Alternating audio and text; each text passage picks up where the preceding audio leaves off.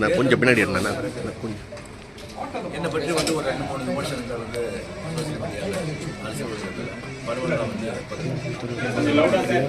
அதுக்கு வந்து நான் வந்து வீடியோ கொடுக்கலன்னு சொன்னால் அதே வந்து உண்மை ஆகிடும் அப்படின்னு ஆகிடும். நான் வந்து எனக்கு பெங்களூர் போகும்போது நீங்கள் கொடுக்கவில்லை என்றால் அது ஒன்றாகிவிடும்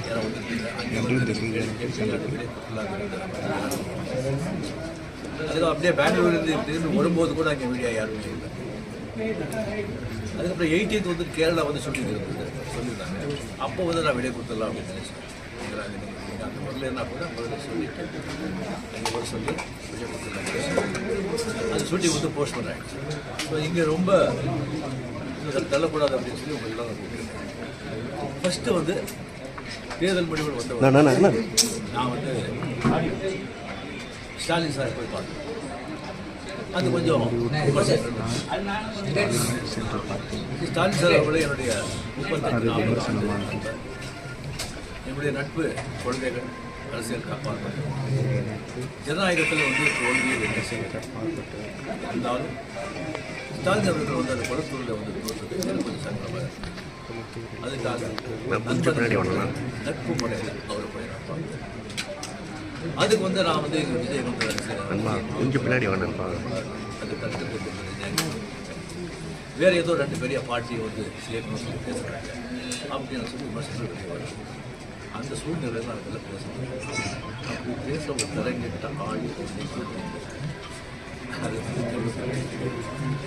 ரெண்டாவது வந்து நான் அவர் வந்து வாழ்த்து சொன்னேன். ஏற்படுத்துவது வாழ்த்து சொன்னேன். அவர் ஜெயிச்ச உடனே எக்ஸ் தளத்தில் வந்து என்னுடைய வாழ்த்துக்களை வந்து பண்ணிவிட்டேன்.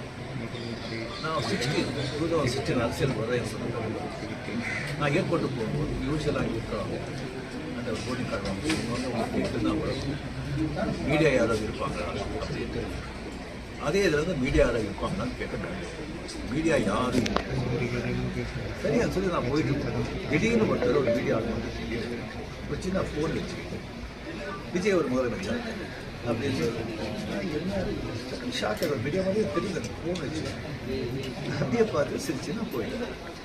அதுக்கு வந்து வாழ்த்துக்கள் சொல்லலை அப்படின்னு சொல்லி அதுக்கு ஒரு விமர்சனம். இன்னொன்று வந்து விஜய் மீது போகிறாங்க. நான் அரசியல் வந்து இல்லை, அரசியல் நான் இல்லைன்னு சொல்லி விலகி ஆச்சு.